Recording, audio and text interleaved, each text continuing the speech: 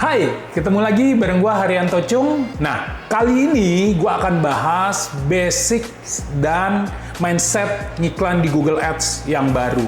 Kenapa ini penting? Karena lupain deh gaya lama beriklan di Google Ads. Kenapa? Karena Google Ads itu udah banyak banget perubahannya.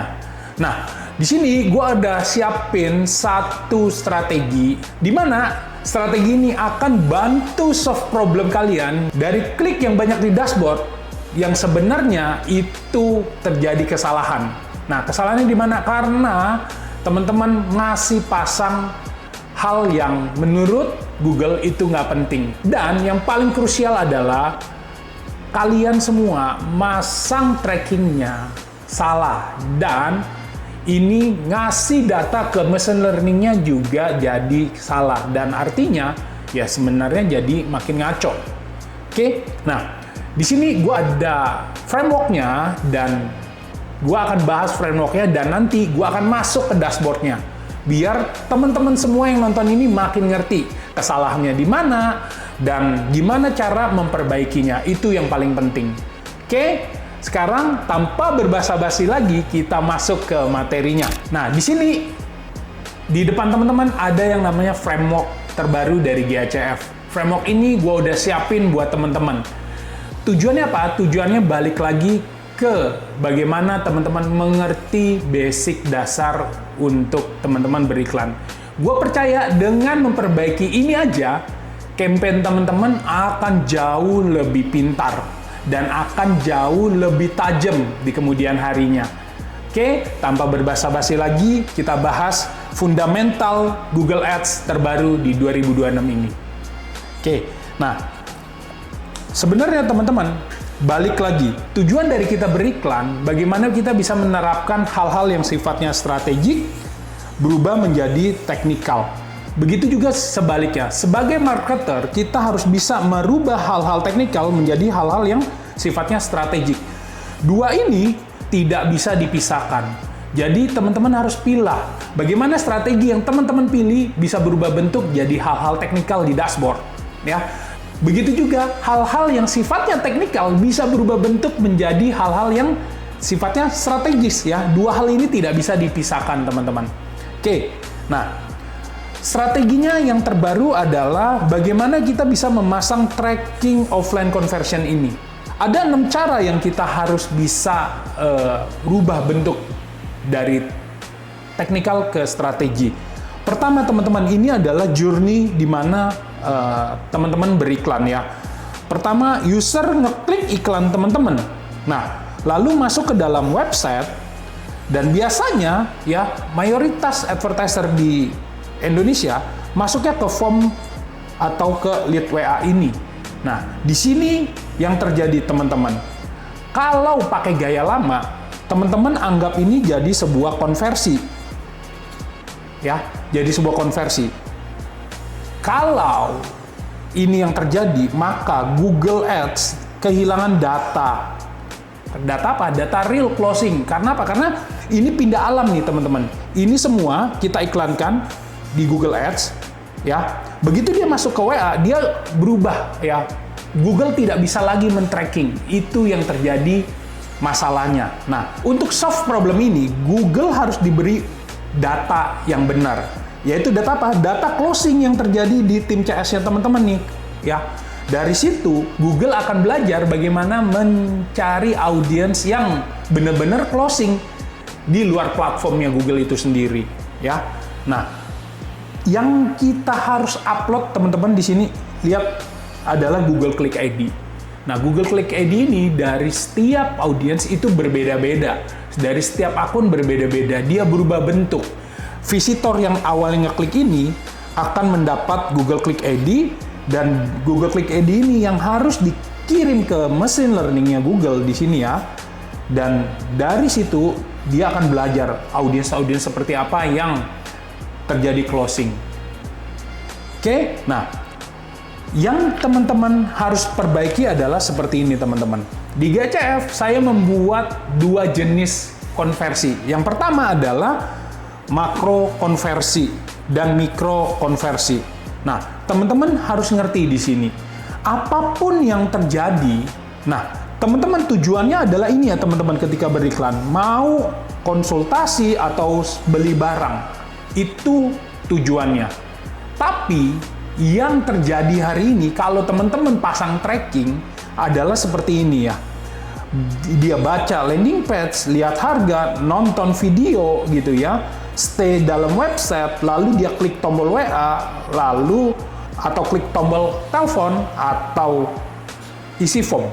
Nah, ini semua harus dirubah menjadi micro conversion. Kenapa? Karena ini semua tindakan atau engagement yang terjadi di dalam landing page. Kesalahannya adalah teman-teman menganggap konversi ini dianggap konversi, padahal dia hanya baru melakukan tindakan klik gitu ya, baru ada engagementnya doang. Belum tentu audiens yang klik-klik ini mereka semua mau beli. Oke, padahal tujuan teman-teman untuk berikan adalah ini ya, penjualan atau jadi leads sebuah konsultasi. Oke, nanti saya akan bahas bagaimana ini kita bisa terapkan di dashboard dan memunculkannya. Jadi saya akan bedah tanpa ada sensor gitu ya, karena ini sudah saya terapkan teman-teman ke campaign klien-klien yang upper click pegang gitu ya, dan saya juga sharing ini di GACF. Oke, nah teman-teman, rubah gaya iklan kita. Gaya lama adalah tadi ya teman-teman, orang-orang klik iklan lalu visit ke dalam landing page atau engagement, mereka melakukan baca lalu mereka klik WA. Yang lama adalah di sini yang dianggap konversi. Padahal kalau dari segi funnel, ini funnel lama ya teman-teman, yang funnel 1 ya, funnel lama. Tujuan kita adalah membuat funnel baru, yaitu yang kedua ini. Klik WA itu ternyata di funnel baru adalah masih di atasnya. Oke, masih di atasnya. Kenapa? Karena dia belum berubah bentuk jadi leads. Dari leads ini berubah jadi hot lead atau prospek, dan berubah jadi closing. Padahal ini yang kita kejar. Dulu data triggernya kita kasih di sini. Nah, ini yang terjadi kesalahannya teman-teman. Nah, saya mau dari konten ini teman-teman ngerti bahwa kalau teman-teman masih melakukannya di sini, itu masih sangat jauh journey-nya ya. Perlu lewatin 1, 2, 3, dan 4. Nah, ini yang terjadi kesalahannya. Oke, gimana cara perbaikinnya? Cara perbaikinnya tadi salah satunya dengan cara menggunakan offline conversion ini, teman-teman. Kenapa? Karena ini yang terjadi sebenarnya di banyak case yang saya pegang. Oke? Nah, saya coba terapkan ini di klien saya dan kita akan lihat campaign yang saya sudah set menggunakan offline conversion dan gimana cara men-trackingnya, teman-teman. Oke? Nah, teman-teman, kalau teman-teman mau framework ini, saya sudah siapkan. Gampang, teman-teman tinggal klik link di description dan teman-teman tinggal traktir saya copy dan saya akan kirimkan framework ini ke teman-teman. Tujuannya apa? Dari framework ini saya sudah set khusus untuk teman-teman ngerti bagaimana teman-teman mengerti fundamental ngiklan di Google Ads. Dan yang paling penting, setelah teman-teman dapat framework ini, teman-teman bisa mengaplikasikannya ke akunnya teman-teman. Oke? Teman-teman bisa lihat ada beberapa framework yang teman-teman bisa pelajari di framework ini ya. Framework blueprint, konversi, simple funnel, dan lain sebagainya. Ini semua bantu teman-teman bisa sukses beriklan di Google Ads. Nah, sekarang kita masuk ke dalam dashboard yang saya sudah set up dan di situ teman-teman akan saya jelaskan bagaimana membaca data dan menerapkan ini. Oke, let's go. Teman-teman, di sini adalah campaign klien saya yang berjalan di bulan November tahun 2025. Oke, teman-teman, di sini tampilannya adalah salah satu klien yang saya pegang, teman-teman. Nah, kita lihat di sini ya, teman-teman. Cost-nya adalah hampir 9 juta ya, teman-teman. Nah, teman-teman lihat kejadiannya di level campaign ini. Kalau kita lihat pakai tracking gaya lama, seolah di dashboard-nya itu banyak sekali ya. Kliknya dapat 138. Padahal real leads-nya yang masuk itu cuma 26. Oke? Nah, Real leads ini yang masuk 26, yang responnya kita bisa tracking 22. Oke, dan lihat teman-teman, dari leads yang respon, 11 yang closing. Artinya 50% leads itu closing. Oke, nanti kita lihat campaign ini boncos atau tidak ya teman-teman. Nah, balik ke gaya beriklan yang baru teman-teman, sesuai dengan framework yang di awal. Teman-teman lihat, dari campaign ini, ya dia menjalankan campaign search ya teman-teman, dengan budget hampir 9 juta. Kliknya itu di angka 968 dapat kliknya. Nah, CTR-nya 14%. Kalau dari segi performance keyword dan lain sebagainya, ini sudah termasuk baik dan bagus teman-teman. Poinnya di sini teman-teman.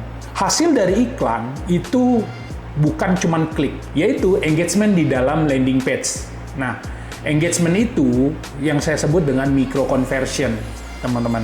Nah, poinnya gini, kalau lihat dari hasil performa iklan dengan audiens yang kita bidik, ya, ini adalah bisnis jasa ya teman-teman. Dia ini baru menjalankan di tempat kita kurang lebih 1 bulan, ya, dengan case-nya adalah tadi dia banyak klik di dashboard tapi resultnya sedikit. Kalau teman-teman lihat, karena saya pasang offline conversion, kita bisa lihat nih berapa sih leads yang dia dapat sebenarnya dan responnya seberapa gitu ya.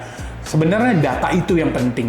Kenapa? Karena machine learning perlu bukan data klik yang terjadi ya teman-teman, klik yang terjadi di dalam dashboard gini ya, bukan ini yang dia mau sebenarnya, tapi ini yang mau, real leads-nya. Oke, nah ini dalam fase optimasi teman-teman, tapi lihat dari performance-nya di bulan pertama ini. Ya, dia mendapatkan dari klik itu menuju ke page view yang berhasil landed di dalam landing page itu 800. Artinya page view-nya adalah di sini 82%. Artinya ini sudah sangat bagus dari performa iklan yang landing page-nya sudah kita optimasi juga dari speed loading dan lain sebagainya.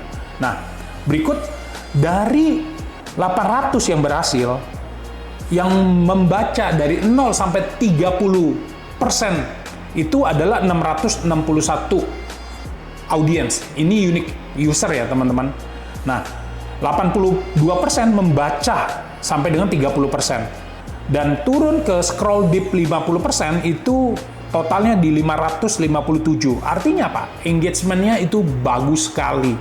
Ya, dari sini kita lihat 69% atau hampir 70% baca landing page-nya sebanyak 50%. Artinya setengah halaman website, setengah halaman landing page ini dibaca. Ya. Nah, masuk ke 70% di sini sudah offer, testimoni dan lain sebagainya. Itu ada 45%. Totalnya ada di 365 orang yang membaca sampai dengan 70%. Oke. Dan kalau kita scroll dan tarik ya, data itu baca landing page sampai dengan 90%, artinya ada 278. Dan persentasenya adalah di ini ya, 35% atau 34% kurang lebih. Nah, analisanya apa? Analisanya teman-teman, landing page-nya ini cukup convert ya, karena dari segi iklan juga cukup tertarget dari keyword-keywordnya. Tapi yang jadi masalah adalah ini teman-teman. Ketika dia masuk ke dalam ini ya, teman-teman bisa lihat ya klik WA-nya. Ini ada 138. Ini yang jadi kendala nih teman-teman. Padahal kalau teman-teman lihat ya, konversi landing page kalau kita bilang dari sebelum dia pasang offline conversion itu cukup tinggi, 14% nih konversinya. Dari setiap jumlah visitor 800 itu tadi ya, totalnya 14% yang convert. Tapi kenyataannya teman-teman bahwa OCT itu memvalidasi jumlahnya. Ternyata real leads yang masuk itu cuma 26%. Oke. Dan yang respon itu tadi ya saya sudah spill di atas bahwa 22 orang doang. Dari 22 orang yang konversi ini 11 dengan conversion value-nya adalah purchase-nya di 19 juta 500, hampir 20 juta. Artinya ini ROAS sudah hampir tembus 2. Nah, di bisnis jasa ROAS tembus 2 itu sudah cukup baik.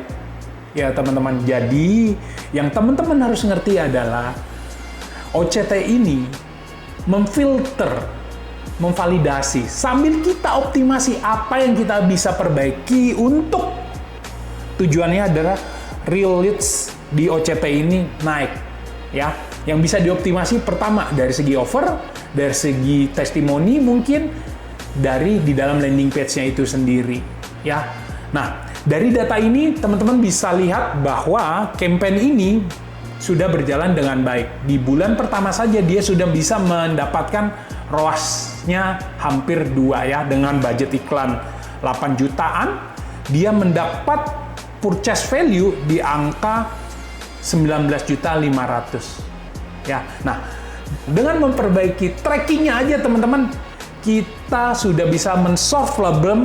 Banyak klik di dashboard tapi hasilnya zonk. Makanya saya selalu bilang offline conversion tuh bisa membantu teman-teman di market Indonesia. Oke, dengan ini teman-teman saya berharap bisa dapat sesuatu dari saya mempraktekkan offline conversion ini ke klien-klien saya, dan yang paling penting bisa men-solve problem teman-teman. Leads di dashboard banyak, hasilnya nggak ada. Dan yang paling penting adalah kita bisa memberi data konversi yang asli ke machine learning. Oke, sekian video dari saya. Sampai ketemu di video-video berikutnya.